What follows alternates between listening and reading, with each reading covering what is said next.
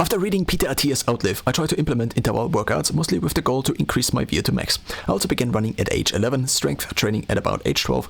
Now it's 55. Speaking of VO2 max, it would be interesting to see my VO2 max for the hundreds, thousands of runs during my teenage and late teenage years. How did I compare to when I ran every second day for years? I got my Garmin watch in February. Before, I had a few estimates from Samsung Health, around 52 to 53 that time last year. Since February, I probably missed about 3 to 8 workouts. Habit tracking unfortunately too inconsistent, and as far as I know, no easy readout in Garmin. Mostly, I realized just how bad I was before.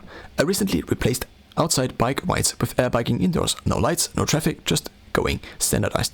I need another 0.4 milliliters per kilogram per minute to begin to rank in the highest category, superior. The Garmin VO2 Max Speedometer, the badge for weeks, months, years of physical work, showing what otherwise can't be shown. The state of cardiovascular and respiratory systems. So the state of the health of cardiovascular and respiratory systems. Excellent Sunday. I would like to have the number on my wrist all the time, but Garmin till now seems to not give third-party developers access to it. So until now, these are the metrics on my wrist Glance Pro watch face. Number 1 is the date. Number 2, 7-day average resting heart rate. Resting heart rate, second best longevity predictor. We find it here. 3 floors. This could be replaced with VO2 max. 4, time as in date plus time plus week as the repeating unit. Number 5, steps. Instead of steps, having access to Garmin load could be useful, but also steps is such a practical metric despite possibly leading to maladaptive behavior. Steps down here.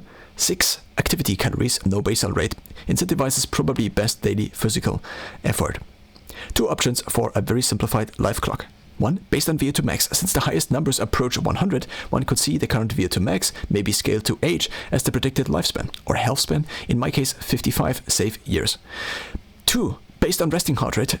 Here, lower is better. Therefore, one could take 100 minus resting heart rate as the lifespan, or health span. 100 minus 49, in my case resting heart rate, equaling 52 in my case.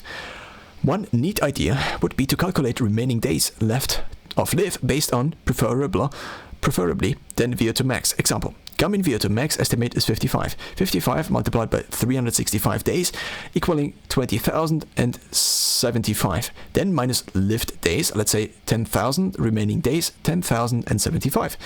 And still, Brian Johnson's VO2 max is higher than mine.